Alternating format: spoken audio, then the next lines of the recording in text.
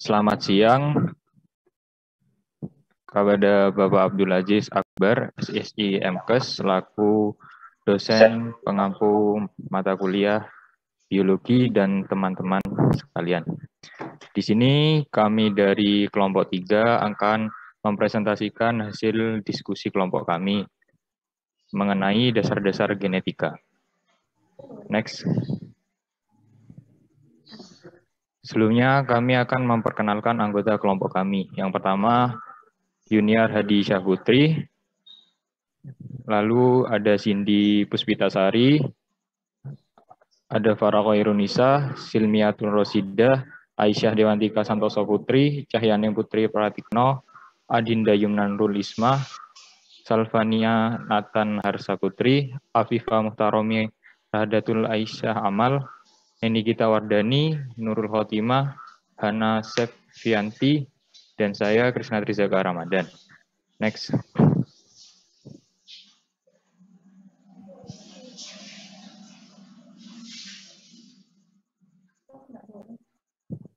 Di dasar-dasar genetika ini kami akan membagi menjadi 6 subbab pembahasan.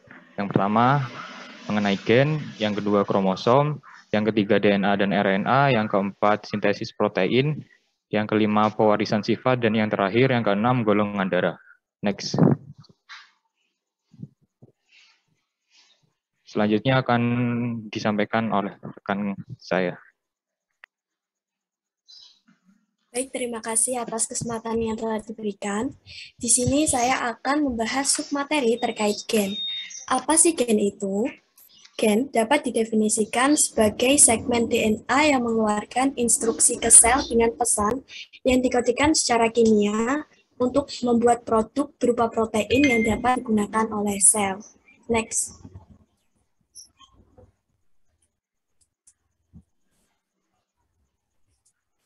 Selanjutnya terkait struktur gen. Yang pertama, untuk sel prokariotik. Struktur gen sel prokariotik umumnya sangat sederhana, tersusun atas coding sequence atau sequence sandi dan sequence yang berperan dalam pengendalian ekspresi gen, yaitu sequence regulator atau bisa disebut dengan promoter. Sequence sandi termasuk di dalamnya sequence di mana transkripsi dimulai dan diakhiri, seringkali disebut sebagai rangka pembacaan terbuka atau ORF. Sedangkan pada bagian promoter, seringkali merupakan sekuens nukleotida tata yang berulang, sehingga kerap disebut kotak tata atau tata box. Yang kedua, struktur sel eukariotik memiliki ukuran sel yang lebih besar, terutama pada sel mamalia. Hal tersebut dikarenakan adanya sifat diskontinu, yang berarti bagian-bagian sendi seringkali terpisah dari sekuen-sekuen non-sendi. Bagian sendi pada sel eukariotik disebut dengan akson atau express sequence, sedangkan pada bagian non-sendi disebut intrater sequence. Akson umumnya memiliki ukuran yang jauh lebih kecil dibandingkan intron. Sekuen intron dapat mencapai 20.000 pasang basa. Pada sel-sel prokariotik, bagian intron ini tidak dapat ditemukan karena sesuai dengan aturan umum, makin tinggi tingkat evolusi atau kompleksitas suatu organisme, maka makin tinggi pula proporsi gen yang memiliki intron. Kompleksitas eukariotik makin meningkat dengan adanya bagian-bagian pengatur atau regulatory sequence yang berperan pada pengaturan ekspresi gen, yang juga bersifat kompleks dan seringkali letaknya jauh dari sekuens gen struktural. Next.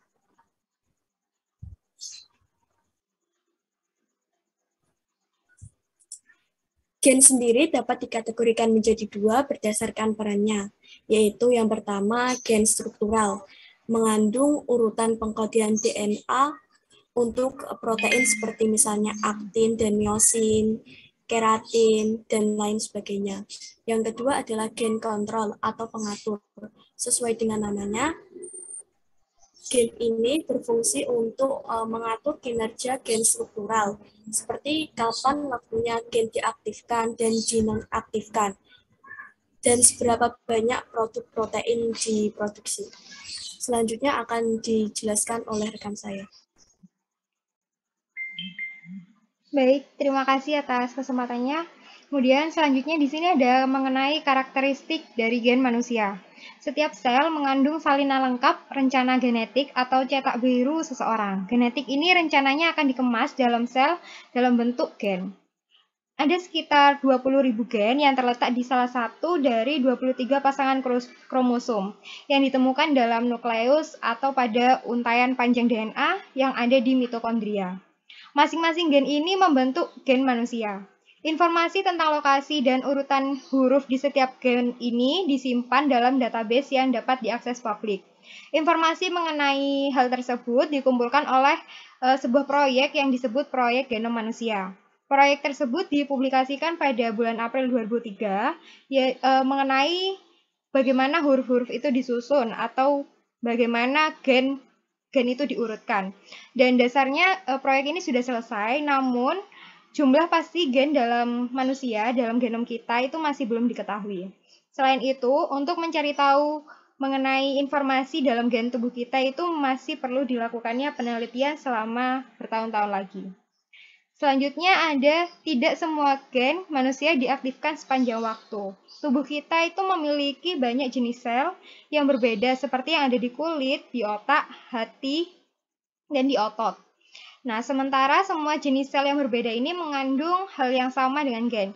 Setiap sel membutuhkan protein tertentu untuk berfungsi dengan benar. Oleh karena itu, gen yang berbeda aktif dalam tipe sel yang berbeda, menghasilkan protein spesifik yang diperlukan. Misalnya, gen yang aktif dalam sel hati itu berbeda dengan gen yang aktif dalam sel otak. Ini dikarenakan sel memiliki fungsi yang berbeda dan oleh karena itu memerlukan gen yang berbeda untuk menjadikannya aktif. Beberapa gen hanya diaktifkan selama pengembangan bayi. Jadi ketika sudah lahir, maka gen tersebut atau mereka yang bekerja ketika pengembangan bayi itu tidak bekerja lagi karena pekerjaan mereka sudah selesai. Bisa di next. Peran gen. Setiap gen memiliki lokasi spesifiknya sendiri pada kromosom dan sepotong materi genetik itu akan melakukan satu pekerjaannya tertentu. Semua dari 20.000 atau lebih gen mengandung paket yang berbeda dari informasi yang diperlukan bagi tubuh kita untuk tumbuh dan bekerja.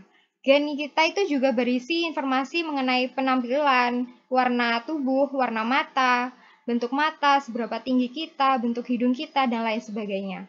Informasi-informasi tersebut adalah bentuk kode kimia atau yang kita sebut sebagai DNA.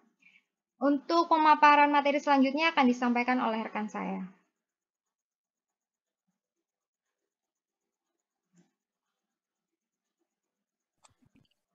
Baik, terima kasih. Di sini saya akan menjelaskan mengenai kromosom.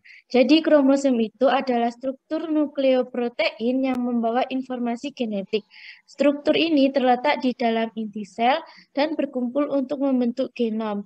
Kromosom dibentuk dari DNA yang berikatan dengan beberapa protein histon. Next.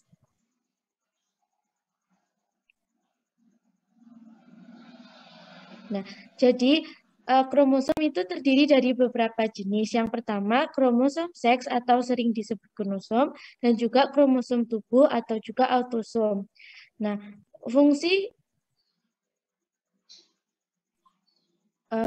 mohon maaf,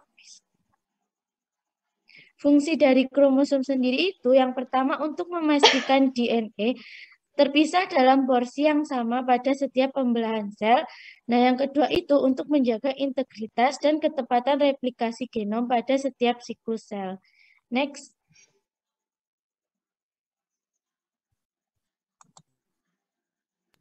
Baik, saya akan melanjutkan penjelasan dari teman saya mengenai kromosom. Berikut adalah struktur kromosom. Yang pertama ada sentromer, yaitu bagian kromosom yang menyempit dan berwarna terang.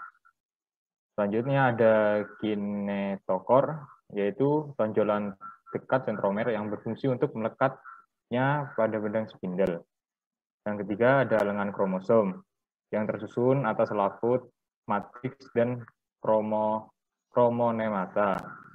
Dan yang keempat ada kromatid, yaitu duplikasi dari kromosom sendiri. Yang kelima ada kromonemata, yaitu pita yang berbentuk spiral dalam kromosom. Terus ada kromer, yaitu bahan protein yang mengendap di dalam kromonemata. Dan kromer sendiri memiliki fungsi sebagai penebalan kromonemata. Selanjutnya ada telomer, yaitu bagian dari ujung kromosom yang memiliki fungsi menghalangi bersambungnya kromosom yang satu dengan yang lainnya. Dan yang terakhir yaitu satelit, yaitu tambahan pada ujung kromosom. Dan sebelah kanan merupakan bagian-bagiannya. Next. Di sini kromosom memiliki 4 jenis, yaitu maksudnya berdasarkan bentuknya. Yang pertama yaitu telosentrik, yaitu kromosom yang sentromernya terletak di ujung kromosom, yang ditunjukkan oleh gambar A. Yang selanjutnya yaitu akrosentrik, yaitu kromosom yang letak sentromernya berada di antara tengah dan ujung lengan kromatid, yang ditunjukkan oleh gambar B. Dan yang selanjutnya submetasentrik, yaitu kromosom yang letak sentromernya mendekati bagian tengah, namun tidak pada bagian tengah, sehingga kromatidnya terlihat sedikit panjang sebelah. Gambarnya yaitu gambar C. Dan yang terakhir yaitu metasentrik, yaitu kromosom yang sentromernya terletak di tengah kromatid sehingga secara relatif membagi kromatid menjadi 2 bagian yang sama. Gambarnya yang jumlah kromosom sendiri dibagi menjadi 2, yaitu haploid, kromosom yang tidak memiliki pasangan, dan kromosom diploid adalah kromosom yang memiliki pasangan. Next. Selanjutnya akan disampaikan oleh teman saya. Baik, terima kasih atas kesempatan yang telah diberikan. Di sini saya akan menjelaskan mengenai pengertian DNA dan RNA. DNA adalah polimer asam nukleat yang tersusun secara sistematis dan merupakan pembawa informasi genetik yang diturunkan kepada jasad keturunannya. Informasi genetik ini disusun dalam bentuk kodon yang berupa 3 pasang basa nukleotida dan menentukan bentuk, struktur, maupun fisiologi suatu jasad. DNA pada makhluk hidup ini dapat ditemukan di inti sel, mitokondria, dan klorofil. Pada manusia, DNA hanya ditemukan di nukleus dan mitokondria. Kemudian RNA.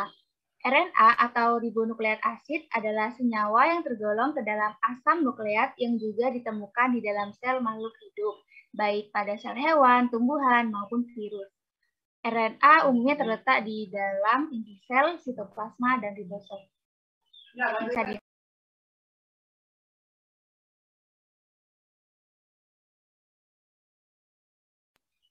Kemudian untuk struktur DNA. Yang pertama yaitu struktur primer. DNA tersusun dari monomer-monomer nukleotida, di mana setiap nukleotida ini terdiri dari 1 basa nitrogen berupa senyawa purin atau pirimidin, 1 gula pentosa berupa pentosa dioksaribosa dalam bentuk furanosa, dan 1 molekul fosfat. Bisa di next.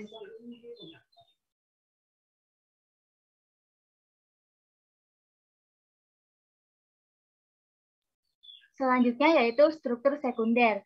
Salah satu sifat biokimia DNA yang menentukan fungsinya sebagai pembawa informasi genetik adalah komposisi basa penyusun, di mana pada tahun 1953, James dan Francis berhasil menguraikan struktur sekunder DNA yang berbentuk heliks ganda melalui analisis pola difraksi sinar X dan membangun model strukturnya. Bisa di next. Yang terakhir yaitu struktur tersier. Nah, kebanyakan DNA virus dan mitokondria merupakan molekul lingkar. Nah, konformasi ini terjadi karena kedua untai polinukleotida membentuk struktur tertutup yang tidak berujung. molekul DNA lingkar tertutup yang diisolasi dari bakteri, virus, dan mitokondria seringkali berbentuk supercoil. Selain itu, DNA dapat berbentuk molekul linier dengan ujung-ujung rata yang bebas.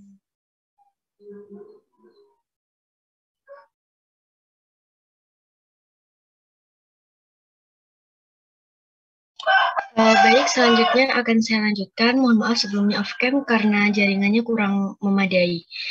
Di sini saya akan menerangkan mengenai protein kromosomal. Nah, protein kromosomal ini merupakan protein yang mengikat DNA secara sederhana dan dijadikan dua kelas utama, yaitu protein kromosomal histon dan non-histon. Yang pertama ada protein histon, disebut sebagai komponen protein utama kromatin yang terdiri dari 5 subunit, yaitu histon H1, H2, H2B, H3, dan H4. Nah, dua pasang dari tiap protein histon H2A, H2B, H3, dan H4 ini membentuk oktamer dengan 145 sampai 147 pasangan basa asam deoksiribonukleat yang membungkusnya membentuk inti nukleosom. Nah, kemudian terhadap unsur inti nukleosom tersebut berasosiasi protein histon H1 serta 20 pasang basa asam deoksiribonukleat. Nah, protein-protein ini menyediakan struktur penting untuk melilitkan DNA dan mengurangi panjangnya untuk membentuk kromatin. Protein histon ini bertindak sebagai gulungan di mana DNA berputar dan stabil. Oleh karena itu, mereka ini sangat penting dalam mengatur kromosom dan mengemas materi genetik di dalam nukleus. Jika protein histon tidak ada, kromosom tidak akan ada dan DNA yang ada ini akan terurai sehingga membentang panjang dan sulit ditemukan di dalam nukleus. Kemudian protein histon ini bekerja dengan protein non-histon untuk menstabilkan unsur DNA. Kehadiran protein non-histon sangat penting untuk fungsi protein histon. Nah, protein histon ini menjadi molekul protein inti untuk membentuk nukleosom yang merupakan unit dasar dari kromatin. Nukleosom sendiri terdiri dari 8 protein histon dan DNA. Pembentukan nukleosom ini dilakukan oleh protein histon yang bertindak sebagai gulungan untuk DNA. Protein histon juga terlibat dalam regulasi gen. Nah, mereka ini membantu mengendalikan ekspresi gen. Kemudian yang kedua ada protein non-histon. Protein non-histon ini adalah jenis protein lain yang terkait dengan DNA dalam struktur kromatin. Mereka ini menyediakan struktur perancah untuk DNA, dan mereka juga berfungsi bersama protein histon untuk mengatur kromosom di dalam nukleus. Nah, ketika histon dikeluarkan dari kromatin, protein yang tersisa ini disebut sebagai protein non-histon. Nah, protein non-histon ini contohnya ini antara lain protein DNA polimerase, polikom, dan protein motorik. Kemudian selain bertindak sebagai perancah protein, protein non-histon ini melakukan beberapa fungsi struktural dan pengaturan lainnya di dalam sel. Namun fungsi utama protein non-histon ini adalah pemadatan kromatin dalam kromosom dan organisasi kromosom di dalam nukleus. Baik, untuk slide selanjutnya akan dipaparkan oleh teman saya. Baik, terima kasih atas kesempatannya. Struktur RNA. RNA terdiri dari satu urat benang polinukleotida yang terdiri dari urasil, sitosin, dan adenin dan guanin.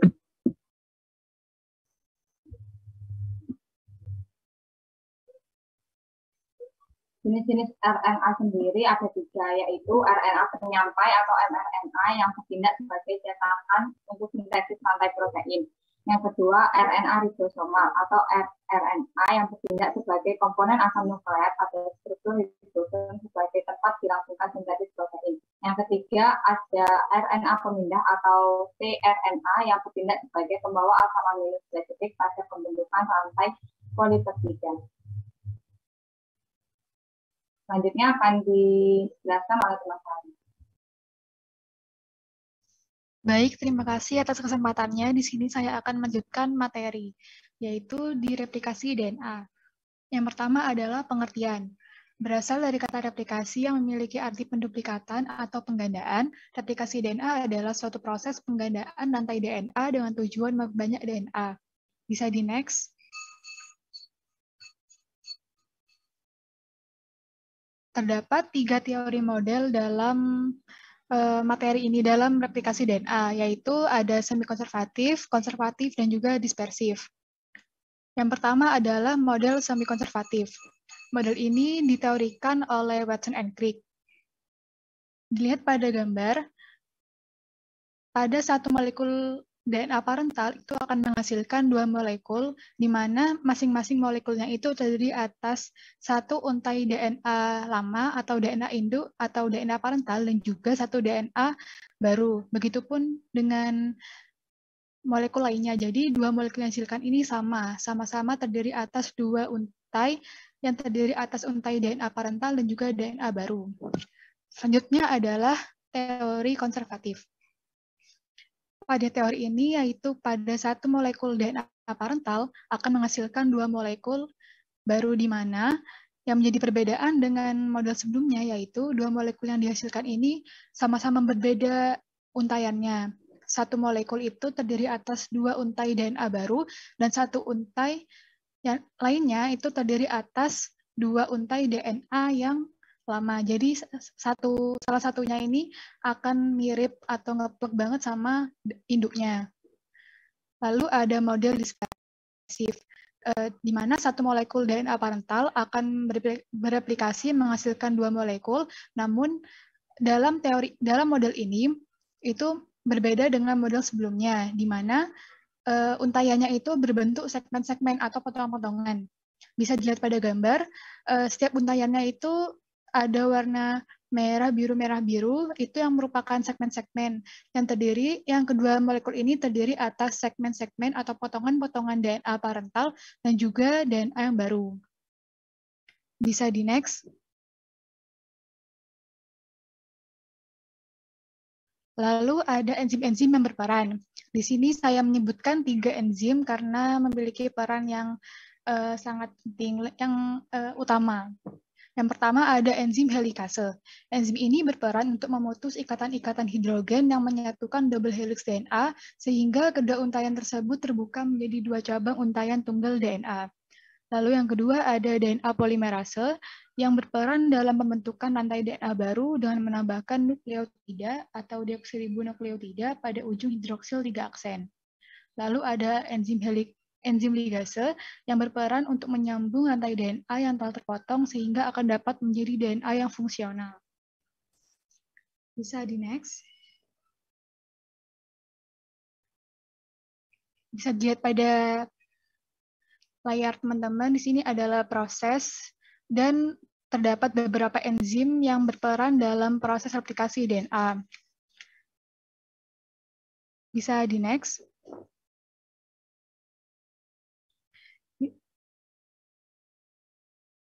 Sebelumnya,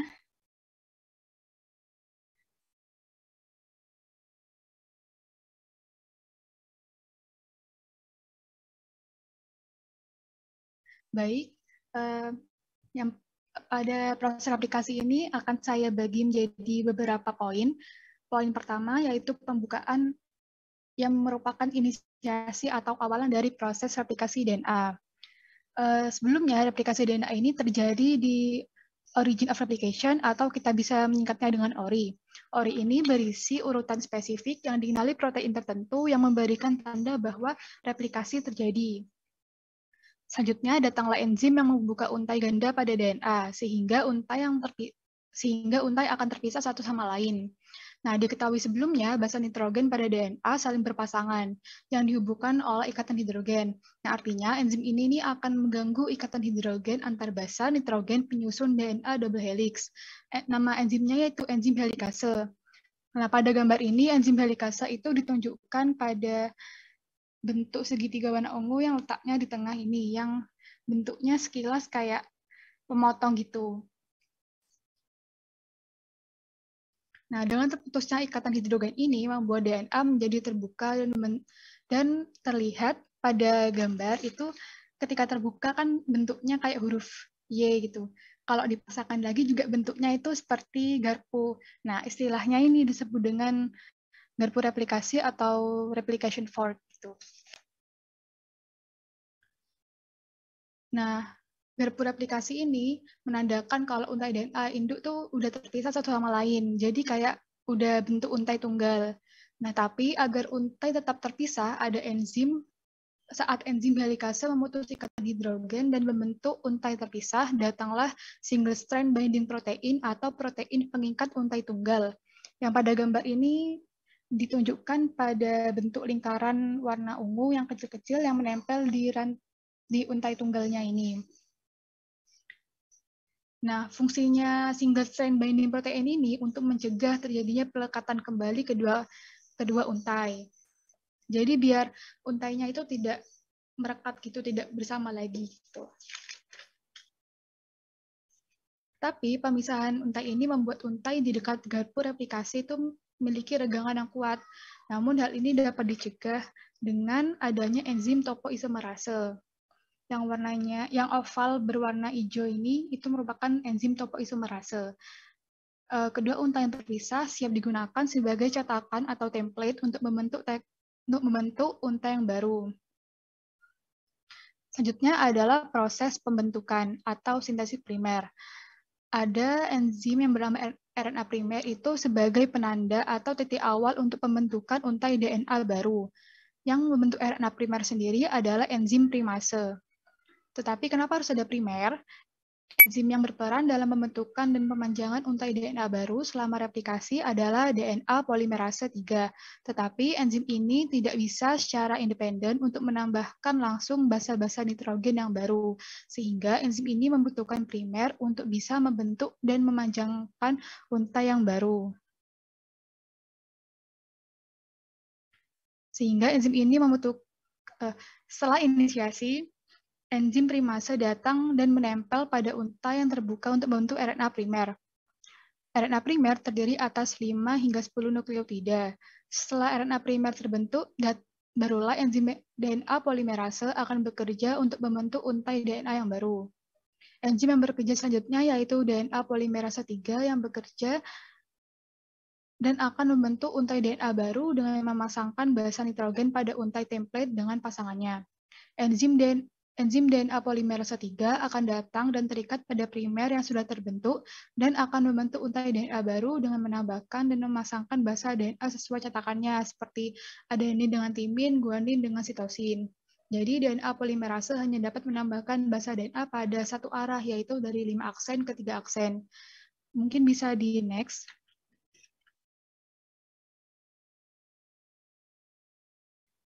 Nah, efek dari pergerakan DNA polimerase dari 5 aksen ke 3 aksen ini akan membentuk salah satu untai secara kontinu atau terus-menerus. Dan untai ini disebut dengan leading strand, di mana DNA polimerase 3 akan menambahkan satu demi satu basa nitrogen dari ujung 5 ke ujung 3 untuk membentuk untai ini. Namun, pada cetakan lainnya atau di rantai lainnya, itu untai baru tidak bisa dibentuk secara kontinu seperti pada leading strand. Hal ini dikarenakan untai template berlawanan arah dengan arah replikasi, sehingga akan bentuk untai yang terdiri atas rangkaian fragmen yang terputus-putus dan bentuk bernama lagging strand atau untai yang tertinggal. Jadi lagging strand ini adalah untai yang terbentuk secara terputus-putus berupa fragmen Okazaki. Fragmen Okazaki sendiri merupakan untai DNA baru berupa serangkaian potongan kecil yang dibentuk oleh DNA polimerase.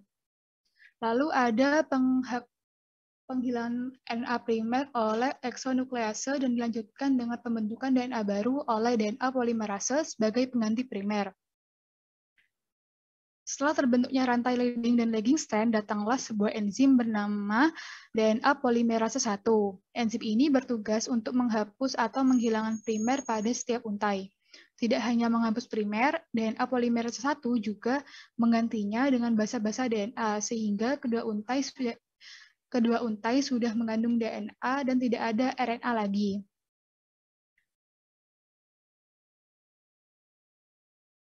Selanjutnya adalah perkatan oleh ligase.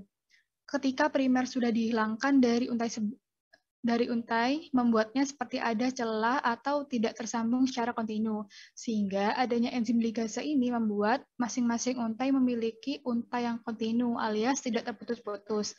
Dengan adanya enzim ligase membuat untai tidak lagi berupa fragmen Okazaki melainkan sudah untai yang kontinu atau yang utuh.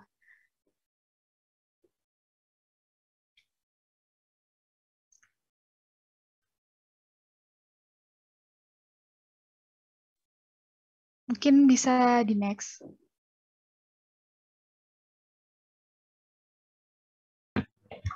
Selanjutnya yaitu pengertian sintesis protein. Berdasarkan laman Kemendikbud, pengertian sintesis protein adalah proses di mana kode genetik yang dibawa oleh gen akan diterjemahkan menjadi urutan asam amino. Asam amino ini akan membentuk protein, sedangkan protein nantinya akan berfungsi sebagai zat penyusun dalam tubuh. Sintesis protein juga dapat diartikan sebagai proses pembentukan protein yang melibatkan DNA. DNA sendiri merupakan materi genetik yang terdapat di dalam sel makhluk hidup. DNA terdiri dari kode genetik yang berupa urutan basa nitrogen. Urutan basa nitrogen inilah yang nantinya akan dijadikan acuan dalam pembentukan polipeptida atau protein. Next slide.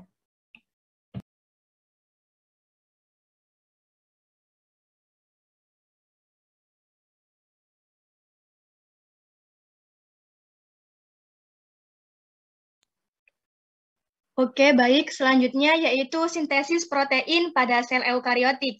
Ada dua tahapan besar, yaitu yang pertama transkripsi, dan yang kedua yaitu translasi. Transkripsi adalah proses penyalinan informasi DNA kepada mRNA. Proses transkripsi ini terjadi di nukleus. Ada 3 tahapan, yaitu inisiasi, elongasi, dan yang ketiga terminasi. Tahapan yang kedua yaitu translasi. Translasi adalah proses penerjemahan urutan nukleotida pada mRNA untuk menghasilkan protein. Proses translasi ini terjadi pada ribosom. Ada 3 tahapan juga, yaitu inisiasi, elongasi, dan terminasi. Next slide.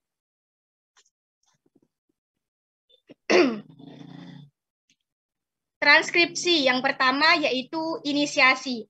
Proses inisiasi atau pengawalan ini ditandai dengan ada yang namanya promoter. Pada sel eukariotik, promoternya ini disebut dengan nama Tata box yang berisi basa nitrogen timin dan adenin. Yang ada di gambar yang paling atas sendiri itu ada tulisan Tata box. Lanjut yang kedua, di gambar kedua ada yang namanya transkripsi faktor. Transkripsi faktor ini akan berikatan dengan Tata box. Ketika sudah berikatan, maka RNA polimerase akan bisa berikatan dengan promoter. RNA polimerase yang digunakan pada sel eukariotik ini adalah RNA polimerase 2. Ketika sudah berikatan, maka RNA polimerase ini yang bentuknya seperti telur di gambar ketiga itu akan membuka rantai heliks DNA dan mulailah sintesis mRNA ini. Next slide. Yang kedua, pada tahapan transkripsi yaitu elongasi atau proses pemanjangan. Jadi, RNA polimerase akan merangkaikan nukleotida-nukleotida sesuai dengan pasangan basa DNA yang terdapat pada pita DNA template. Dan akhirnya membentuk yang namanya mRNA. Akan tetapi, pada sel eukariotik ini masih belum mRNA, masih pre-mRNA. Akan ada nanti proses perubahan dari pre-mRNA menjadi mRNA. Nanti akan saya jelaskan. Nah, pre-mRNA ini akan mengalami pemanjangan sejalan dengan bergeraknya RNA polimerase. Jadi, proses pemanjangan yang dimaksud ini adalah proses pemanjangan pre-mRNA. Dari ujung 5 aksen menuju ujung 3 aksen. Oke, next slide. Tahap terakhir pada transkripsi yaitu terminasi atau penghentian. Proses ini ditandai ketika RNA bertemu dengan terminator atau zat penghenti. Pada sel eukariotik, terminatornya disebut dengan polydenylation signal sequence yang berisi 6 basa nitrogen berupa AAU-AAA. Ketika sudah bertemu, maka selesailah proses transkripsi ini. Di gambar ada yang seperti telur tadi, RNA polimerase, dan juga yang warna pink itu disebut dengan mRNA, akan lepas dari rantai DNA, dan DNA akan kembali membentuk rantai heliks ganda. Next slide.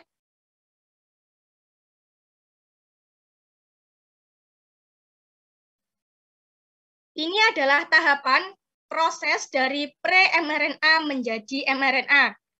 Yang tadi saya jelaskan, ada dua tahapan besar. Yang pertama yaitu penambahan.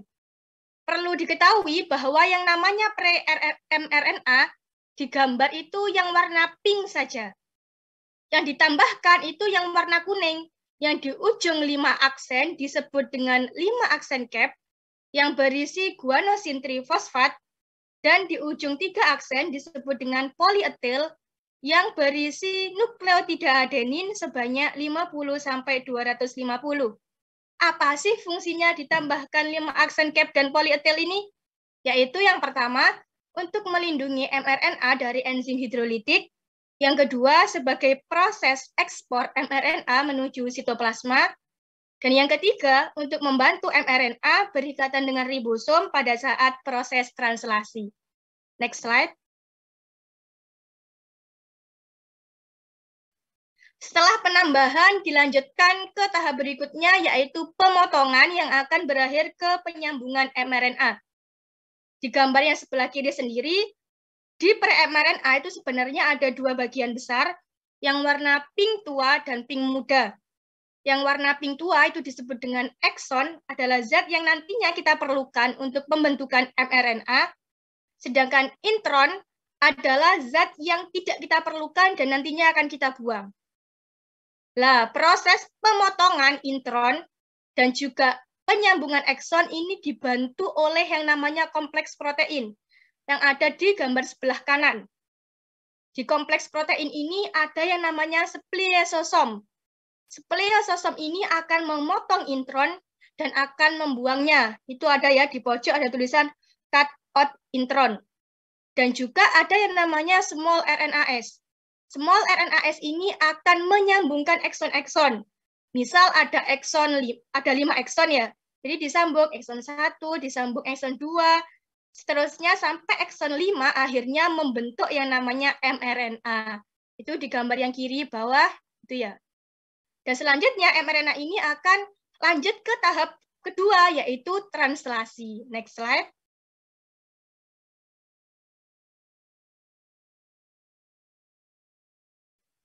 Oke, tahapan kedua yaitu translasi. Diawali dengan inisiasi atau pengawalan. Ditandai dengan mRNA berikatan dengan ribosom. Ribosom ini ada ribosom subunit besar dan ribosom subunit kecil. mRNA akan berikatan dengan ribosom subunit kecil. Ketika sudah berikatan dan bertemu dengan yang namanya start codon berupa AUG, dan juga ada yang namanya tRNA yang membawa antikodon yang sesuai. Antikodonnya yaitu berupa UAC. Ketika tRNA dan mRNA yang membawa antikodon dan kodon berikatan, maka asam amino yang ada di tRNA ini akan aktif. Nah, proses tRNA membawa asam amino ini dari sitoplasma dibantu oleh yang namanya energi GTP dan juga enzim. Ketika mereka berikatan, asam aminonya aktif, mulailah proses translasi ini. Next slide.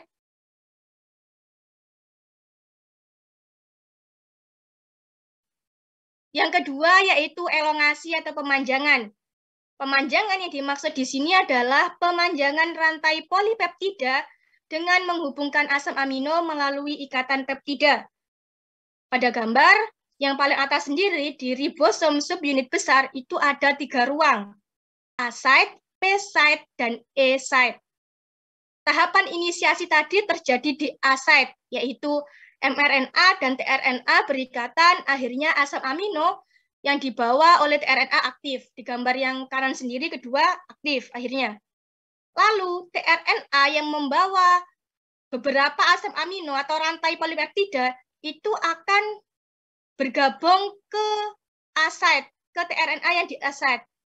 Di gambar yang bawah sendiri itu ya. Akhirnya tRNA yang di P site tidak lagi membawa asam amino. Dia akan menuju ke E site dan akan keluar dari ribosom menuju sitoplasma untuk berikatan lagi dengan asam amino lagi dan balik lagi ke A site. Yang di A site akan pindah ke P site, balik lagi ke tahap awal. Jadi, rantai polipeptida ini akan semakin panjang dengan penambahan asam amino. Next slide. Tahapan terakhir pada proses translasi yaitu terminasi atau penghentian. Proses translasi akan berhenti ketika RNA bertemu dengan stop codon. Jadi antikodon yang dibawa oleh tRNA akan bertemu dengan stop codonnya. Bisa berupa UAA, UAG, atau UGA. Ketika sudah bertemu, maka rantai polipeptida ini akan dilepaskan. Itu ya, di gambar yang tengah, yang rantai itu akan dilepaskan, dan dia akan membentuk protein fungsional yang kompleks yang dibutuhkan oleh tubuh. Di gambar yang terakhir, ribosom subunit besar, ribosom subunit kecil, mRNA juga akan terpisah. Dan selesailah proses translasi dan juga proses sintesis protein pada sel eukariotik ini membentuk yang namanya protein fungsional yang diperlukan oleh tubuh. Next slide. Ini adalah gambaran besar daripada sintesis protein sel eukariotik yang saya jelaskan tadi. Jadi, DNA yang ada pada nukleus akan mengalami proses transkripsi dan akhirnya menghasilkan pre-mRNA. Kemudian dari pre-mRNA ini akan mengalami proses menghasilkan mRNA. Setelah itu, mRNA ini akan dibawa ke ribosom untuk melakukan proses translasi dan akhirnya menghasilkan protein yang diperlukan oleh tubuh, protein fungsional yang diperlukan oleh tubuh. Selanjutnya akan dijelaskan oleh rekan saya.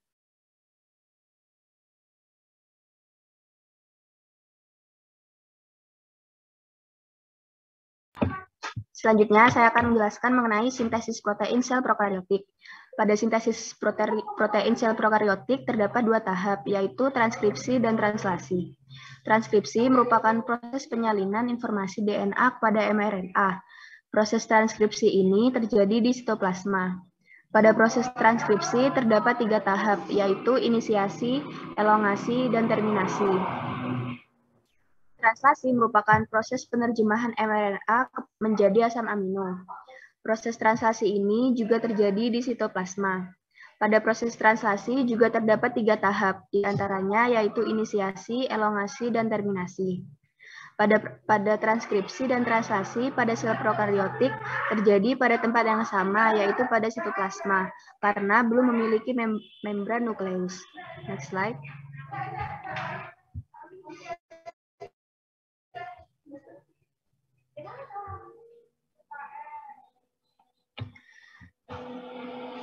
Enzim sel prokariotik. Dalam sel-sel prokariotik hanya ada satu macam enzim, yaitu enzim RNA polimerase. Enzim ini berperan mensintesis ketiga macam RNA, yaitu mRNA, tRNA, dan rRNA. RNA polimerase ini mempunyai 3 tipe subunit, yaitu alfa, kemudian beta, beta aksen, dan sigma. Subunit tersebut akan membentuk core enzim, atau bagian inti enzim tersebut. Nah, ketika core enzim bergabung dengan faktor sigma, dia akan membentuk core enzim atau enzim yang lengkap. Nah, apa fungsi dari core enzim? Ketika enzim RNA polimerase tanpa faktor sigma, sebetulnya enzim RNA polimerase ini sudah bisa menempel ke DNA untuk melakukan peristiwa transkripsi. Namun, RNA polimerase tanpa faktor sigma akan menempel di DNA pada titik atau posisi yang acak.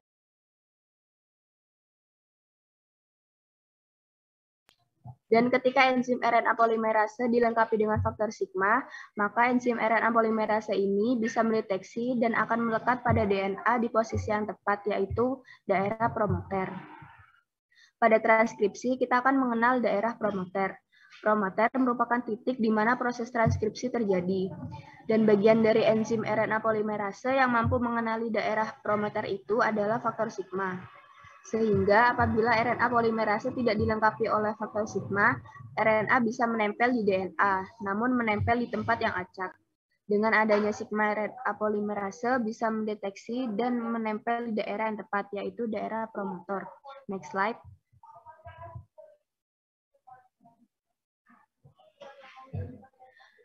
Selanjutnya, proses transkripsi.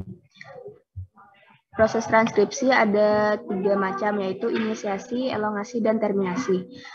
Inisiasi adalah promoter sebagai situs pengenal dari RNA polimerase. Maka dari itu, tahap awal dari proses inisiasi ini adalah RNA polimerase akan menempati posisi promoter. Maka RNA polimerase akan membuka rantai DNA yang nantinya akan terjadi proses sintesis protein. RNA polimerase akan membuka rantai DNA dan membentuk mRNA.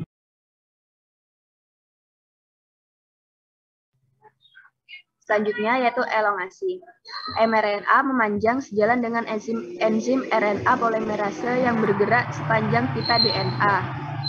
Pembentukan dari RNA transkripsinya dari 5 aksen ke 3 aksen. Jadi dari arah kiri ke arah kanan. Sedangkan mRNA yang terbentuk adalah 3 aksen ke 5 aksen. Selanjutnya yaitu terminasi. mRNA dilepaskan dan enzim RNA polimerase lepas dari pita DNA template. Pada sel prokariotik, transkripsi biasanya berhenti tepat pada akhir sinyal terminasi, yaitu polimerase mencapai titik terminasi sambil melepas RNA dan DNA, sehingga selesailah proses transkripsi. Next slide.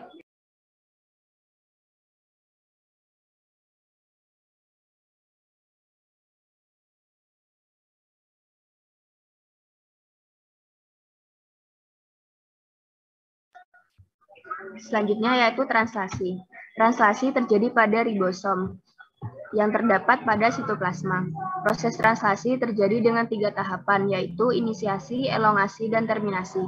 Pada proses translasi, selain melibatkan mRNA, rRNA yang menyusun ribosom juga dibutuhkan tRNA yang terletak pada sitoplasma dan berfungsi untuk mentransfer asam amino yang berada pada sitoplasma dan ditransfer ke mRNA.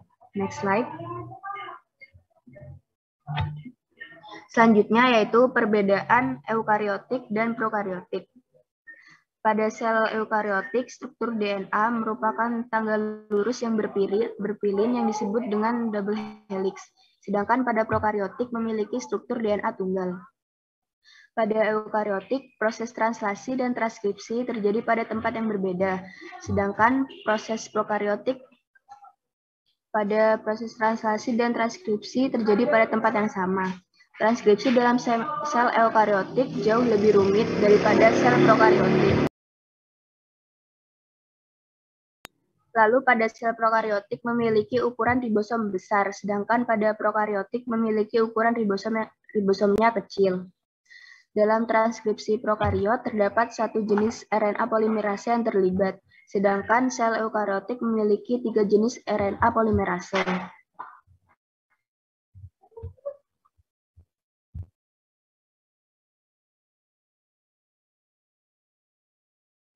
Baik, selanjutnya akan saya lanjutkan mengenai pewarisan sifat atau hereditas. Nah, hereditas ini adalah pewarisan sifat induk yang diturunkan ke keturunannya dan akan membuat keturunan memiliki sifat seperti induknya.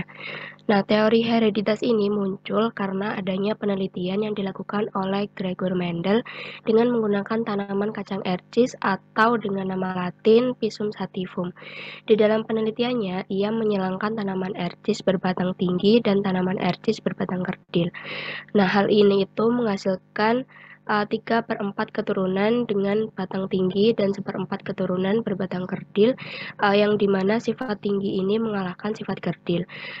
Dengan kata lain, sifat tinggi ini merupakan sifat dominan dan sifat kerdil ini merupakan sifat resesif.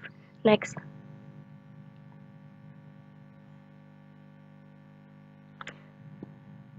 Nah, yang di sini, yang tabel di bawah ini merupakan salah satu contoh yang dilakukan oleh Gregor Mendel itu tadi. Nah, kenapa sih Mendel memilih tanaman kacang ercis untuk melakukan percobaan? Dia memilih tanaman kacang ercis ini karena yang pertama, tanaman ercis ini memiliki waktu hidup yang singkat, mudah tumbuh dan mudah untuk disilangkan. Lalu tanaman ini memiliki bunga yang sempurna. Dengan kata lain, bunganya memiliki benang sari dan putih, sehingga ia bisa mengadakan penyerbukan dengan sendirinya. Lalu yang ketiga, tanaman ercis ini memiliki 7 sifat dengan perbedaan yang mencolok, seperti batang tinggi dan kerdil, buah polong yang berwarna hijau dan kuning, bunga ungu dan putih, dan lain sebagainya. Next. Nah, sebelum lebih jauh di sini saya akan memberitahu istilah-istilah yang akan kita pakai di sini. Yang pertama yaitu homozigot. Homozigot ini individu yang genotipnya terdiri dari alel yang sama, seperti T besar atau T kecil. Lalu heterozigot yaitu individu yang genotipnya terdiri dari alel yang berbeda, seperti T besar, T kecil. Lalu fenotip yaitu sifat keturunan yang dapat dilihat seperti warna, bentuk, ukuran, dan lain sebagainya. Lalu genotip yaitu sifat yang tidak tampak dan tidak berubah-ubah karena faktor tertentu, misalnya T besar, T kecil, lalu T kecil. Lalu dominan. Dominan ini yaitu sifat yang menutupi sifat lain. Lalu resesif ini sifat yang ditutupi. Lalu yang terakhir adalah alel. Nah, alel ini merupakan anggota sepasang gen yang memiliki pengaruh berlawanan. Seperti misalnya T besar ini menentukan sifat batang tinggi.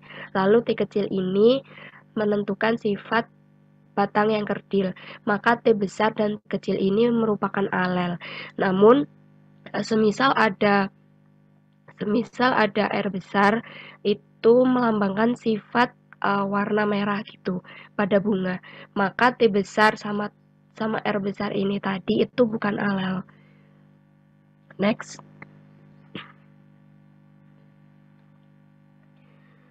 Nah, di sini terdapat beberapa persilangan. Yang pertama yaitu persilangan monohibrid yang terdiri dari persilangan monohibrid dominan dan intermediate, lalu persilangan dihibrid dan persilangan trihibrid. Next.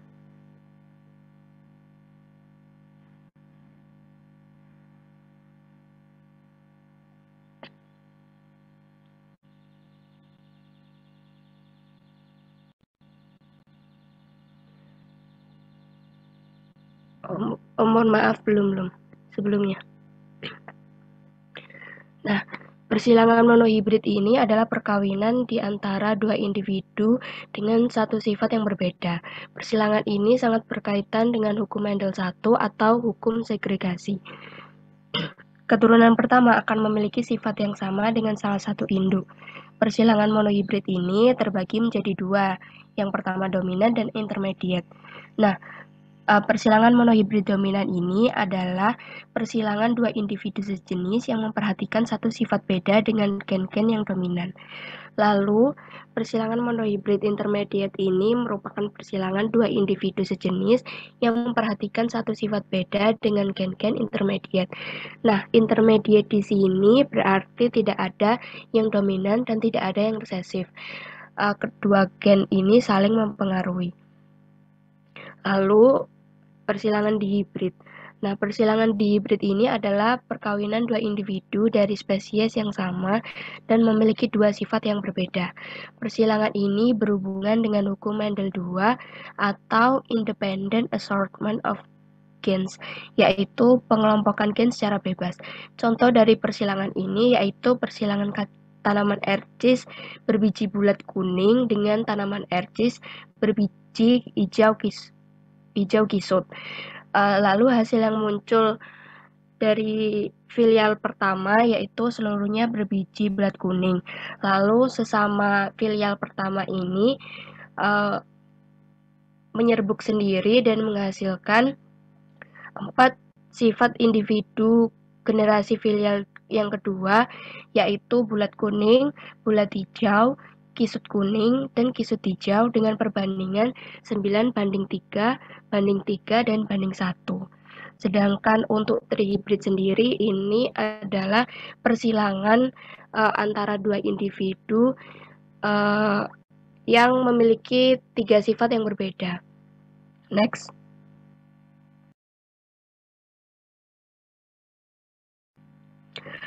Lalu kan tadi disebutkan kan hukum Mendel 1 dan hukum Mendel 2. Nah, di sini saya akan menjelaskan hal itu.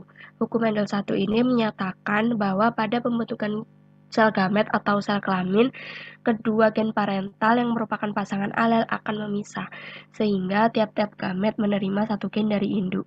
Nah, secara garis besar, hukum Mendel 1 ini mencakup yang pertama, gen memiliki bentuk-bentuk alternatif yang mengatur variasi pada karakter yang sama. Lalu yang kedua, setiap individu diploid atau 2N memiliki sepasang gen, yang satu dari induk jantan dan yang satu dari induk betina. Lalu yang ketiga, jika sepasang gen ini merupakan dua alel yang berbeda, alel dominan akan terekspresikan. Lalu alel resesif yang tidak terekspresikan ini tetap akan diwariskan kepada gamet yang terbentuk. Next. Lalu hukum Mendel 2 atau hukum asortasi bebas atau independent assortment tadi. Ia berbunyi apabila dua individu memiliki dua atau lebih sifat, maka diturunkannya sepasang sifat secara bebas, tidak bergantung pada pasangan sifat lain. Nah, artinya alel dengan gen sifat berbeda tidak saling mempengaruhi. Contoh dari penerapan hukum Mendel 2 ini adalah persilangan kelinci kulit hitam ekor panjang dengan kelinci putih ekor pendek. Nah, dari persilangan ini dihasilkan filial pertama, yaitu bersifat hitam panjang. Lalu dari filial pertama ini saling bersilangan sesamanya, lalu menghasilkan 4 sifat beda, yaitu hitam panjang, lalu hitam pendek, lalu putih panjang, lalu putih pendek dengan perbandingan 9:3:3:1. Next. Lalu kita memasuki penyimpangan hukum Mendel. Yang pertama, interaksi antar gen atau atavisme, lalu polimer, kriptomer, epistasis, dan hipostasis, lalu gen komplementer. Nah, next.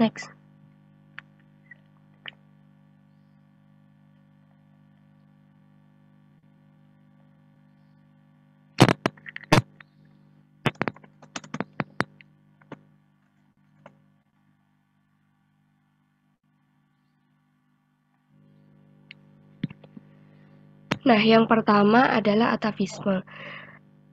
Atavisme ini akan menimbulkan perbandingan fenotip yang keturunannya menyimpang dari hukum Mendel. Keadaan ini disebut penyimpangan semu hukum Mendel.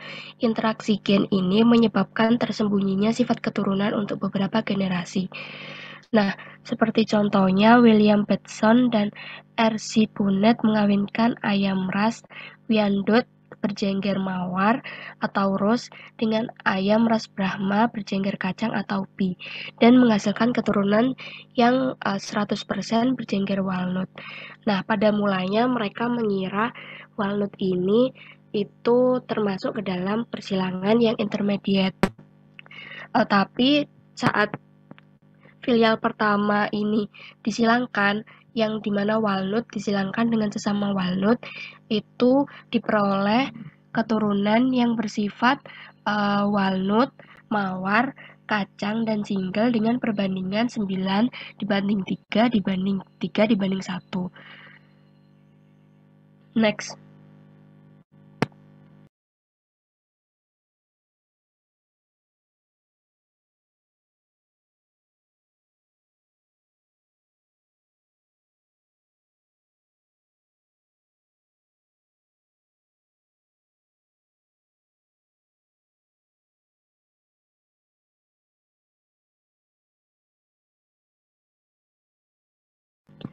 Lalu yang selanjutnya yaitu polimer. Nah, polimer ini merupakan interaksi antara dua gen atau lebih yang mempengaruhi suatu sifat yang sama. Nah, contohnya di sini kita mengambil percobaan yang dilakukan oleh Nelson L. Dia menyilangkan gandum berbiji merah dengan gandum berbiji putih. Lalu menghasilkan filial pertama yang semuanya berbiji merah. Akan tetapi tidak semerah biji induknya. Pada kasus ini seolah-olah terjadi peristiwa dominan tidak penuh. Sedangkan pada saat filial pertama ini disilangkan dengan sesamanya, itu menghasilkan keturunan dengan rasio fenotip 15 merah dan 1 putih itu berasal dari penggabungan 9 ditambah 3 ditambah 3 lalu dibanding 1. Nah, dua pasang alel yang berlainan tadi sama-sama mempengaruhi sifat yang sama, yaitu warna pada bunga. Next. Lalu yang selanjutnya yaitu cryptomery. Nah, cryptomery ini adalah gen dominan yang seolah-olah tersembunyi apabila berdiri sendiri, dan pengaruhnya baru tampak apabila bersama-sama dengan gen dominan lainnya. Persilangan ini menggunakan tumbuhan Linaria marokana berbunga merah galur murni dengan yang berbunga putih yang juga galur murni. Untuk persilangannya bisa dilihat di PPT. Nah, di PPT itu menunjukkan akan diperoleh filial 1 semuanya berbunga ungu. Sedangkan filial 2-nya terdiri atas tanaman Linaria marokana berbunga ungu dibanding berbunga merah dan dibanding berbunga putih dengan perbandingan 9 dibanding 3 dibanding 4.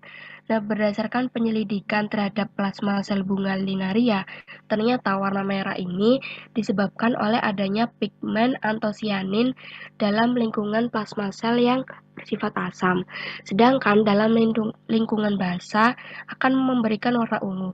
Tetapi apabila dalam plasma sel ini tidak terdapat antosianin, dalam lingkungan asam atau basah akan membentuk warna putih.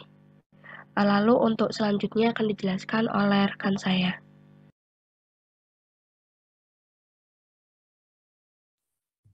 Baik, saya selanjutnya akan menjelaskan tentang epistasis dan hipostasis. Pada peristiwa ini, suatu gen akan menutupi gen lain yang bukan alelnya. Gen yang menutup gen lainnya disebut epistasis, dan gen yang tertutup disebut hipostasis. Contohnya percobaan yang dilakukan oleh Nelson, yaitu persilangan gandum berkulit biji hitam dengan gandum berkulit biji putih kuning. Dihasilkan keturunan 100% berkulit biji hitam.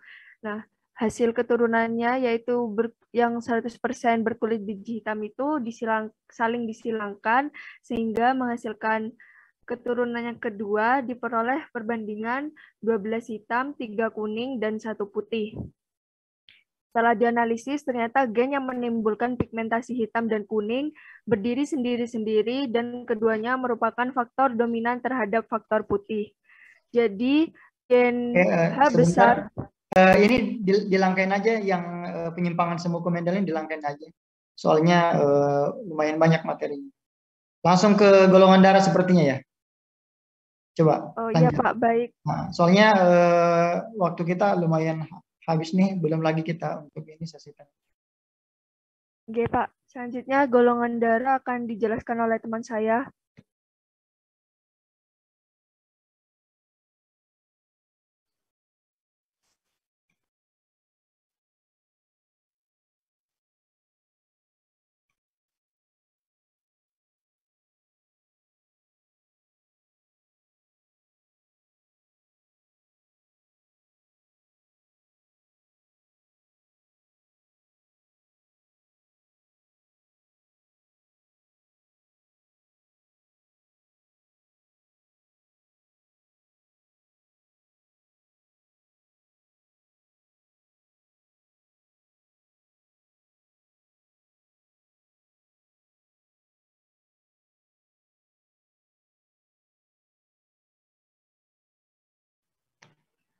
Baik, yang selanjutnya adalah golongan darah. Golongan darah adalah pembedaan sifat pada darah berdasarkan ada atau tidaknya antigen dan antibodi tertentu di dalam darah. Saat pertama kali ditemukan, sistem golongan darah ada 33 jenis, diantaranya ada ABO, MNS, Rhesus, Lutheran, Kell, Lewis, Duffy, Kit, Dego, YT, XG, Dombrok, dan Carlton. Golongan darah juga merupakan salah satu sifat genetik diwariskan dalam pewarisan genetik. Pada awal ditemukannya, sistem golongan darah hanya digunakan untuk acuan transfusi darah saja. Tetapi, seiring berjalannya waktu, sistem golongan darah digunakan untuk mengetahui berbagai penyakit yang menyerang golongan darah tertentu. Dari banyaknya macam golongan darah yang sering digunakan adalah sistem ABO dan Rhesus. Next.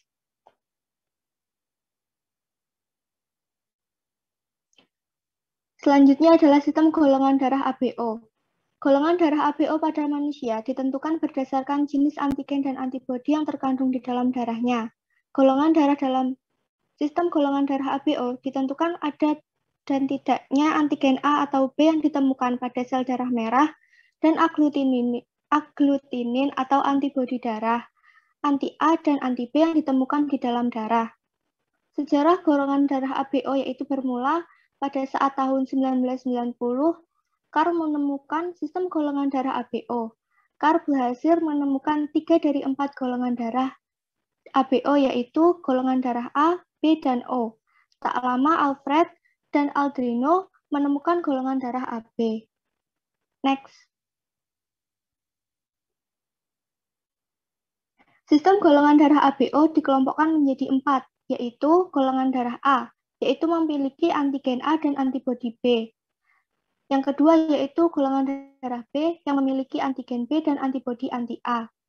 Yang ketiga yaitu golongan darah O tidak memiliki antigen, tetapi memiliki antibodi A dan anti-B. Yang keempat yaitu golongan darah AB memiliki antigen A dan B, tetapi tidak memiliki antibodi. Next.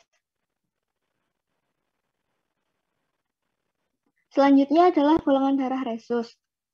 Sistem golongan darah Rhesus yaitu ditemukan di New York pada tahun 1939. Sifat pada sistem golongan darah Rhesus dipengaruhi oleh setidaknya 44 antigen berbeda. Namun secara klinis, sifat fenotip yang paling mempengaruhi adalah karena ada atau tidaknya antigen D pada darah. Sistem golongan darah Rhesus membagi golongan darah manusia menjadi 2, yaitu Rhesus positif atau RH+, dan Rhesus negatif atau RH-. Jika sel darah merahnya mengandung antigen DO, maka darah tersebut termasuk Rhesus positif atau RH+. Dan jika terdapat antigen DO, maka darah tersebut termasuk ke dalam Rhesus negatif atau RH-. Next.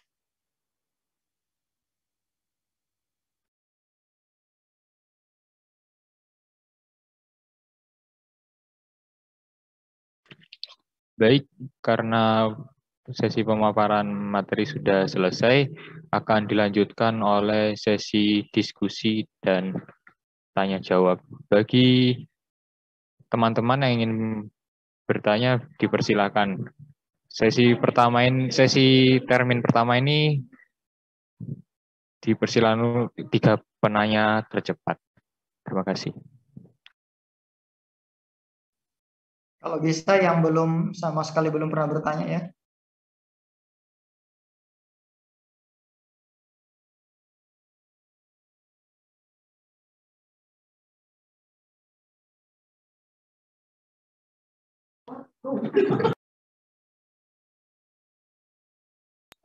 Baik, untuk Tarisa Putri dipersilahkan menyampaikan pertanyaannya. Baik, terima kasih atas kesempatannya. Sebelumnya perkenalkan, nama saya Tarisa Putri Permatasari dengan NIM 212110101160. Izin bertanya, pada proses kelahiran bayi kembar antara gen ibu dan ayah, gen siapakah yang lebih dominan pada kelahiran bayi kembar? Tolong sebutkan dan jelaskan mengapa hal tersebut bisa terjadi. Terima kasih. Baik, terima kasih. Selanjutnya untuk Vane Amalia dipersilahkan. Baik, sebelumnya saya izin off-cam karena jaringan kurang stabil. Saya izin bertanya, kan tadi disebutkan ya bahwa kromosom diploid dan haploid itu memiliki perbedaan pada jumlah dan strukturnya. yaitu haploid tidak memiliki pasangan dan diploid ada pasangannya. Nah, selain kedua pembeda tersebut, ada nggak pembeda lain untuk membedakan kedua kromosom itu? Terima kasih. Baik, terima kasih. Bisa dilanjut oleh Elsafira Putri Arasya. Dipersilahkan.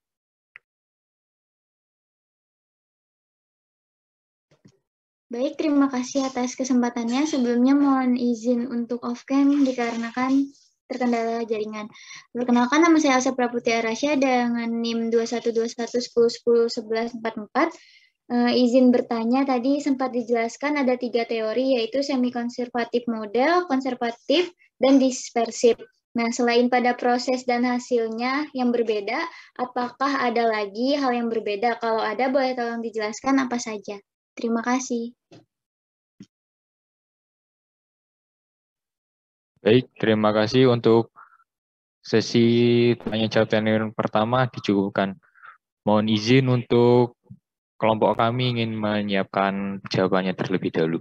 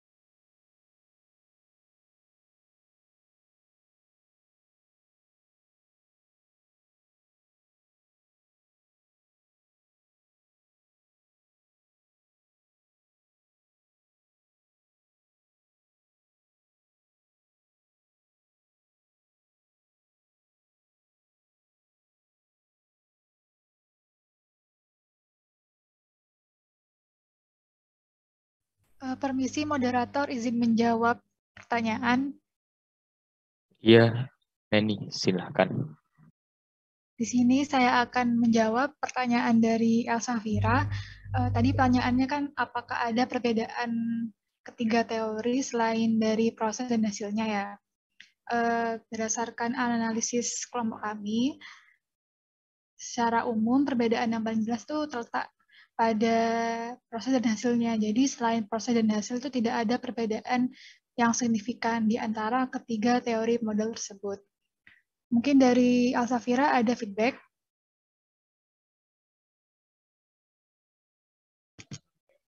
Baik, terima kasih atas jawabannya. Sepertinya sudah cukup. Baik, terima kasih.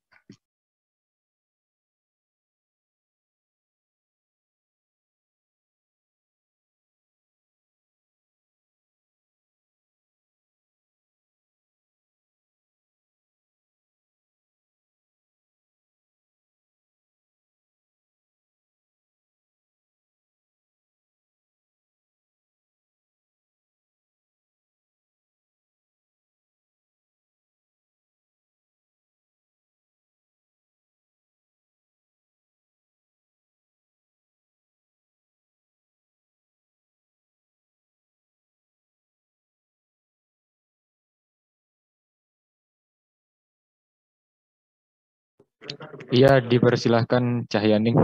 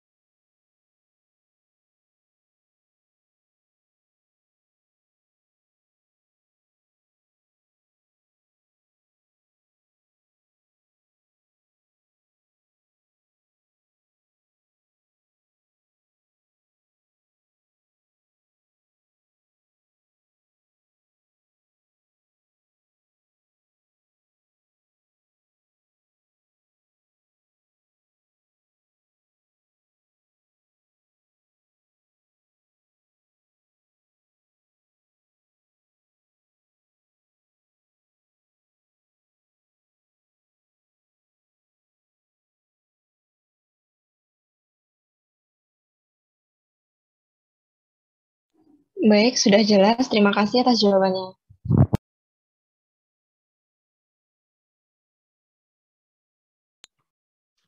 Baik, terima kasih atas jawabannya dari Cahyaning. Mungkin bisa dilanjut untuk menjawab pertanyaan berikutnya. Permisi moderator, mau izin menambahkan pertanyaan dari Tarisa, menjawab pertanyaan dari Tarisa. Monggo dipersilakan. Untuk pertanyaan Tarisa yang kedua terkait bisakah pria kembar fraternal saja dan menikah dengan istrinya yang tidak mempunyai riwayat kembar memiliki anak kembar? Jika pria kembar menikah dengan perempuan yang tidak mempunyai riwayat kembar, maka kemungkinan besar tidak akan bisa mempunyai anak kembar. Seperti yang sudah dijelaskan oleh rekan saya tadi, bahwa gen bayi kembar itu berasal dari gen sang ibu. Terima kasih. Apakah ada feedback? Baik, sudah jelas. Terima kasih.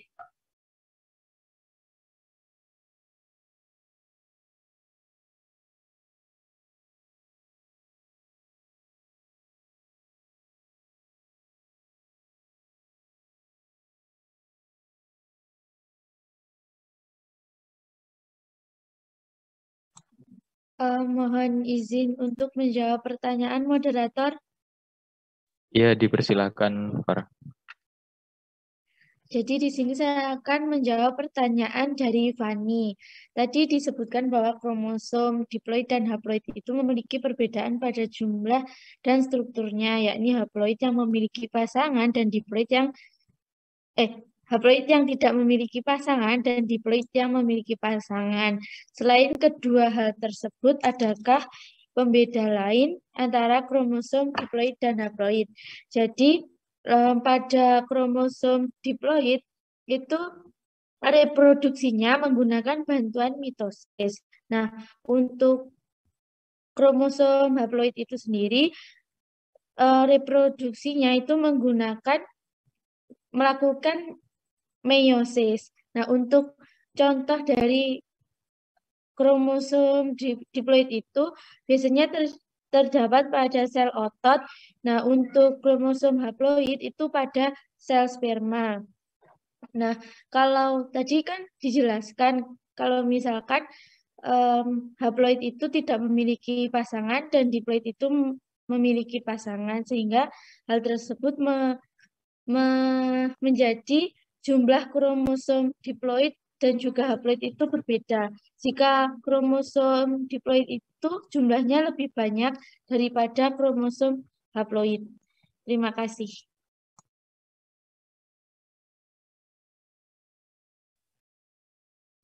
Baik, terima kasih atas jawabannya. Mungkin untuk termin pertama bisa dicukupkan. Saya buka untuk termin ketiga, 3 penanya lagi. Dipersilahkan.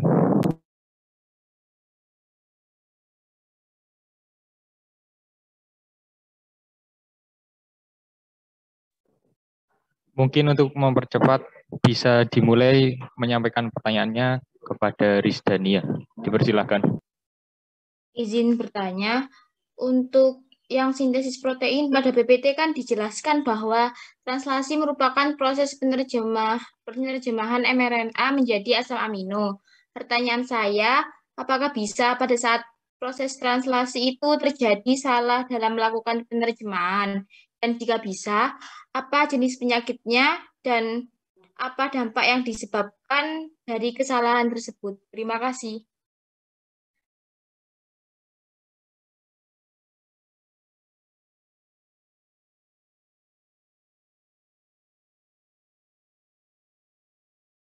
Baik, terima kasih. Bisa dilanjut oleh Zulfa Sihatul.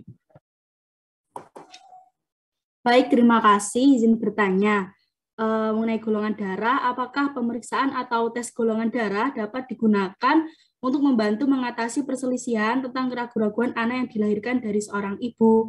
Jika iya ataupun tidak, berikan alasannya. Terima kasih. Baik, terima kasih. Bisa dilanjut pertanyaan dari Wahyu Dia Pratiwi. Dipersilakan.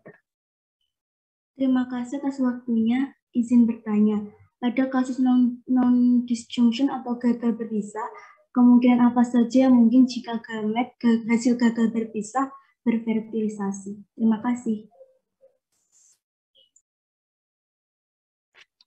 Baik, terima kasih. Izin untuk mempersiapkan jawabannya dulu, nggih.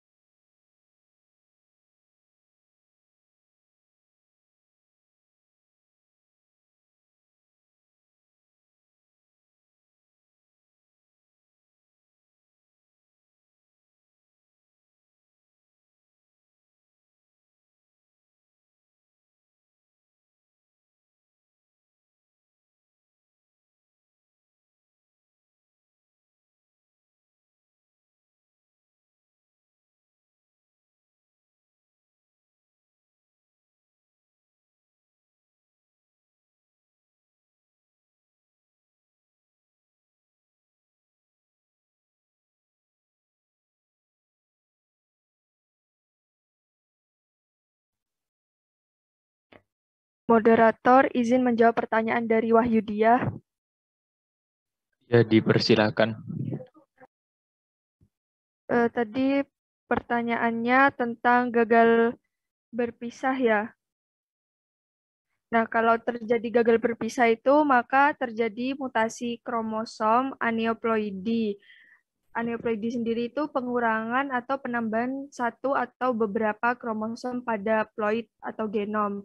Nah, akibatnya kalau yang terjadi gagal berpisah ini berfertilisasi, maka keturunannya itu akan mengidap sindrom-sindrom kelainan seperti Down syndrome, Turner syndrome, Klinefelter syndrome, dan lain sebagainya.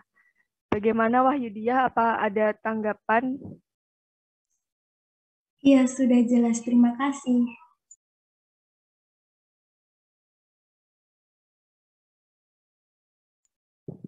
Baik, terima kasih atas jawabannya. Mungkin bisa dilanjut menjawab pertanyaan yang lainnya. Dipersilahkan.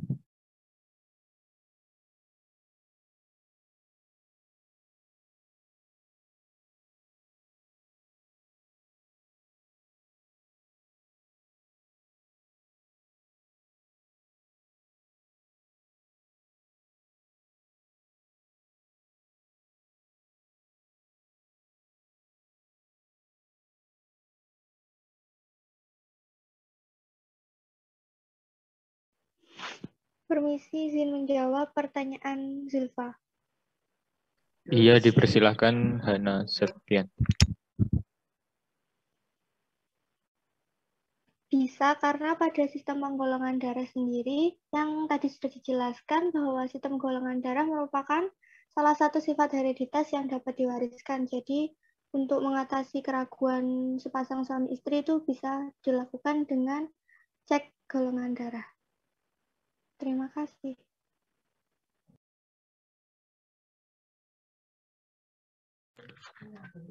Apakah ada feedback dari Zulfa? Tidak ada, terima kasih. Sudah cukup menjawab.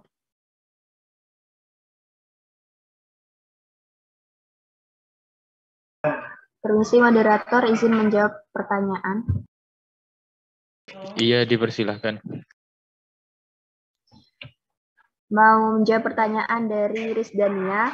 Pertanyaannya, apakah bisa pada proses translasi terjadi kesalahan penerjemahan?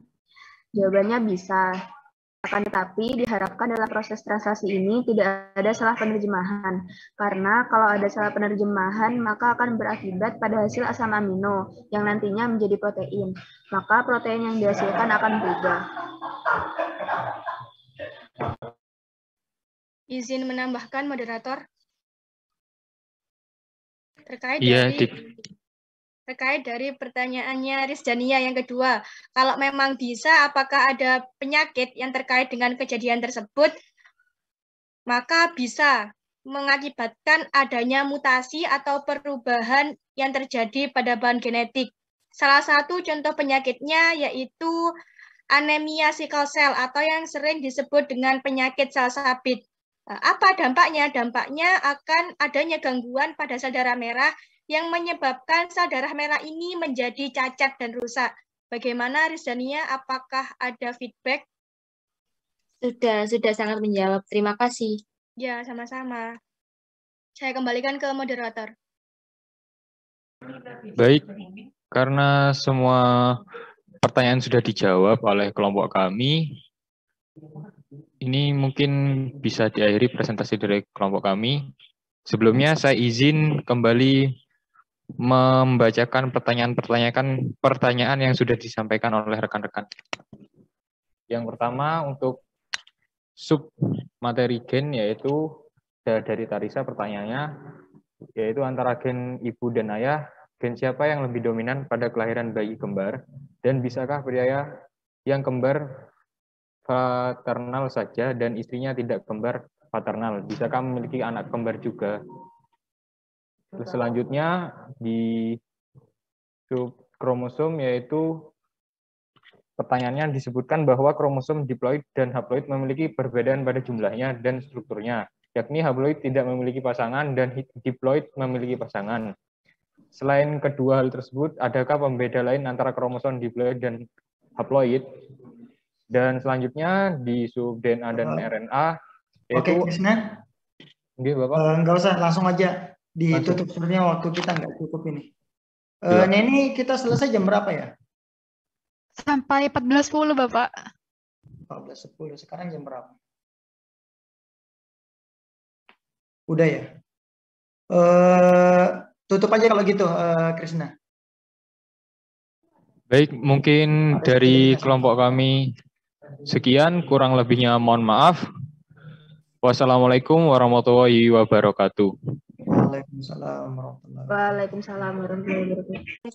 Oke, terima kasih kelompok 3 atas presentasinya ya, yang sejauh ini yang saya lihat dari semua kelas, dari model PPT, desain PPT dan penjelasan, saya kira kelompok 3 kelas ini yang agak lebih bagus ya dibanding yang lainnya. Nah, dari segi materi tadi PPT-nya bagus saya lihat, dan juga penjelasannya, khususnya tadi waktu jelaskan tentang sintesis protein, saya kira cukup lumayan lengkap dalam ini materi yang dijelaskan, dan tampilannya juga menarik ya untuk itunya. Oke, kita berikan aplaus dulu yang meriah kepada kelompok 3 yang sudah menjelaskan tentang materi dasar-dasar genetik dengan maksimal. Oke, sebenarnya ada banyak yang ingin saya jelaskan juga, tapi karena waktu kita terbatas, apalagi saya punya utang 6 pertanyaan kemarin ya. Tapi saya kira dari 6 pertanyaan kemarin mungkin nggak perlu saya jawab dengan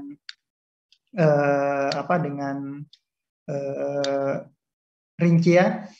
Cukup 2 saja yang ingin saya jelaskan untuk pertanyaan di hari ini. Kalau nggak salah itu di pertanyaan pertama dan pertanyaan tentang golongan darah tadi. Nah, sebenarnya saya pengen jawab semua sih, tapi karena waktu kita nggak cukup, khawatirnya nanti Ibu Tanti udah menunggu di kelas kan, jadi nggak enak kalau saya terlalu lama di ruang kalian. Tadi mengenai yang pertama pertanyaannya tentang gen dominan. Siapa yang lebih dominan pada anak? Apakah seorang ayah ataukah seorang ibu? Ya tentunya bisa terjadi kedua-duanya. Karena kenapa? Karena memang kita pada dasarnya berasal dari 2 sumber gen yang sama, di mana kita masing-masing berasal dari jumlah kromosom yang sama, baik itu dari ayah maupun dari ibu.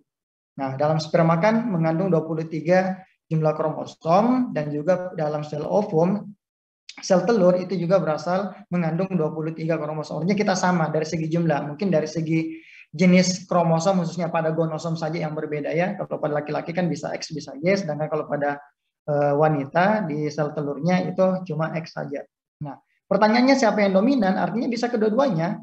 Kalau dari berbagai macam penelitian yang sudah dijelaskan panjang lebar oleh kelompok 3 tadi, memang ada beberapa hal yang bisa menandakan pada kelompok dari ayah itu ada yang bisa mewariskan sifat, dan juga dari ibu juga ada yang mewariskan sifat, tergantung sifat mana yang dominan.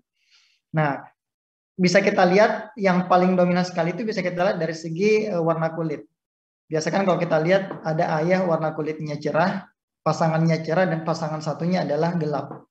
Tiba-tiba anaknya mau mengikuti siapa ini? Otomatis kan biasanya salah satunya, tergantung siapa yang dominan. Ya, karena memang dalam hasil pewarisan sifat itu kita bisa lihat dari hukum Mendel kan, bahwa sifat itu ada yang sifatnya resesif dan ada yang dominan, tergantung siapa yang dominan dalam hal ini.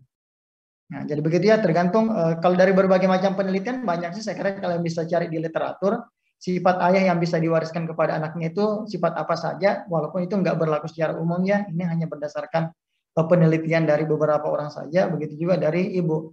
Atau kalian bisa melakukan penelitian kecil-kecilan dari keluarga kalian, kalian bisa bandingkan sifat ayah yang muncul dalam diri kalian dengan sifat ibu yang muncul dalam diri kalian itu apa saja.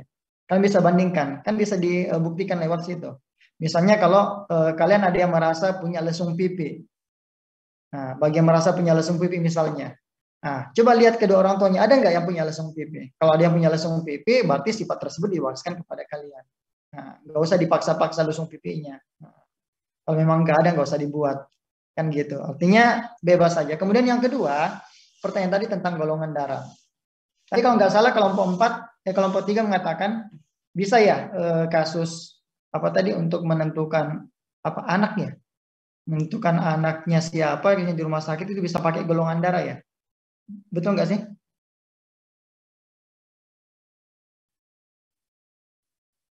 Halo? Enggak, Bapak, benar. Nah, tentang itu ya. Oke. Iya, Bapak. Nah, terus kalau saya tanya seperti ini. Bapaknya golongan darah A, ibunya golongan darah B. Anaknya ini golongan darah 0. Ya kalau kamu mengatakan golongan darah O, terserah. Ini anak kandung atau anak tetangga nih? Bapak A, ibu B. Ada anaknya golongan darah 0 atau kalau mau dibilang golongan darah O silakan. Ini statusnya bagaimana? Bisa saja Bapak. Kalau menurut kelompok 3 gimana? Anak kandung atau anak tetangga? Mohon izin untuk menjawab Bapak. Menurut saya pribadi bisa Bapak. Kalau semisal tadi mohon maaf Bapak yang golongan darah A dan B-nya siapa Bapak? Terserah, A-nya misalnya ibu, B-nya bapak.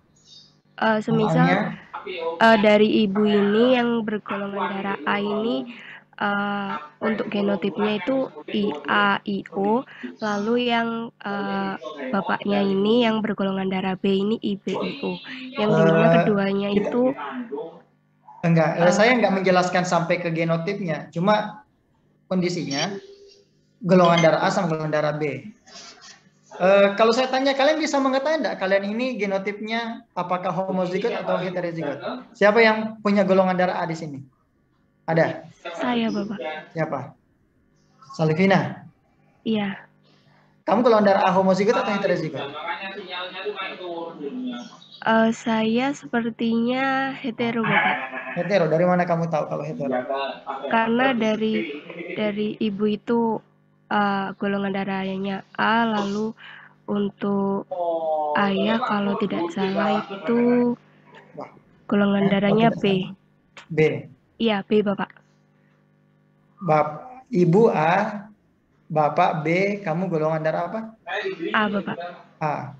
Terus kenapa bisa mengatakan heterozigot? Karena yang pastinya dari masing-masing orang tua kan menurunkan sifat golongan darah itu tadi Bapak. Oke, tapi kalau dites secara laboratorium biasa nggak ketahuan, kan nggak bisa. Nah makanya alasan ini saya maksud tadi.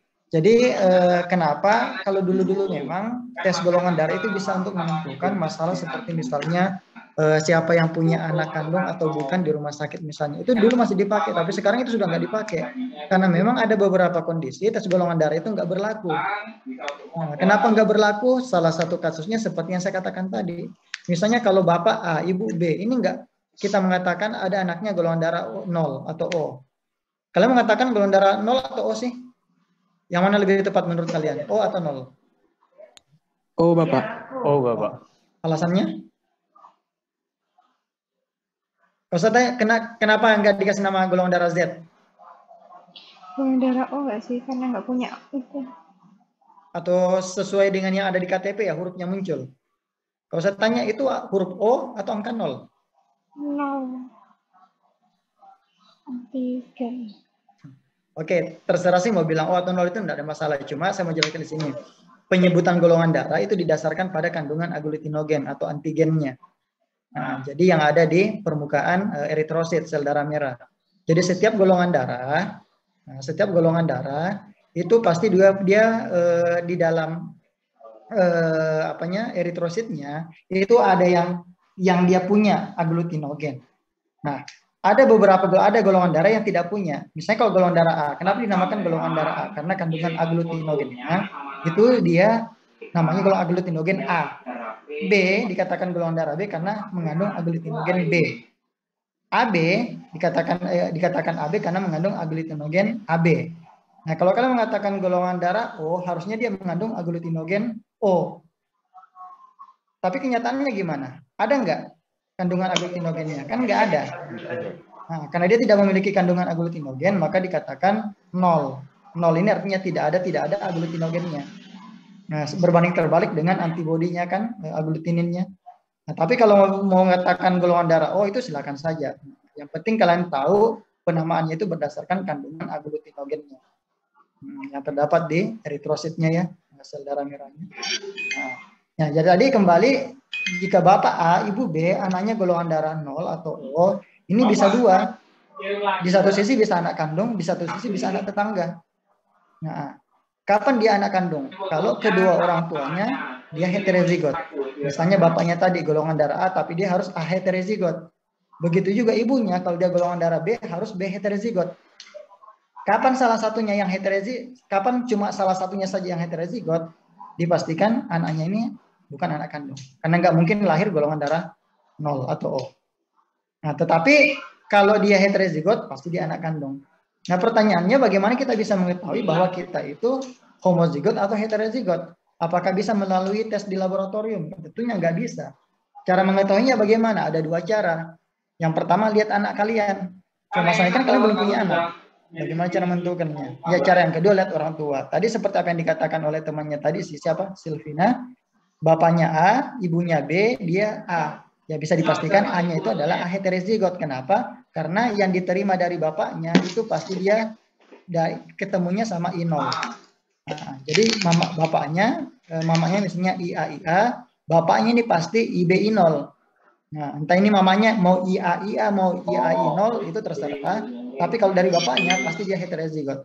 Kenapa? Karena bisa muncul A. Karena kapan dia bukan homozigot, ya kapan bukan dia heterozigot, dia homozigot, ya kasusnya si Silvina tadi ya beda lagi ceritanya. Nah, jadi begitu ya. Jadi tidak selamanya bisa diberlakukan. Tapi secara umum bisa. Nah, tapi nggak selamanya. Makanya yang sekarang digunakan adalah tes. Oke, saya kira itu saja yang perlu saya jelaskan. Saya kira waktunya sudah lewat. Khawatir nanti Bu Tanti udah menunggu di Zoom. Oke, sampai di sini ada yang ditanyakan. Butuh waktu 1 menit lagi ya. Pekan depan kita akan menyelenggarakan ujian akhir semester. Untuk dari saya mungkin agak berbeda dibanding dosen-dosen yang lain ya. Kalau dosen yang lain mungkin cukup mengupload di Sister, di MMP soal-soal UASnya, tapi saya enggak. Saya ujiannya itu live, nah, lewat Zoom. Jadi 4 kelas langsung ujian akhir semester berbarengan, nah, kurang lebih 200 peserta. Nanti soalnya saya tampilkan di PowerPoint. Jadi setiap soal punya waktu sendiri-sendiri untuk kalian selesaikan, dan dia setelah selesai akan beralih ke soal yang berikutnya. Ada 4 jenis soal: pilihan ganda, benar salah, gambar, dan melengkapi kalimat. Dan proses pemeriksaannya itu langsung dilakukan pada saat itu juga. Yang memeriksa adalah temannya. Nomor urut 1 diperiksa oleh nomor urut 2, begitu seterusnya. Nanti nomor urut terakhir diperiksa oleh nomor urut 1.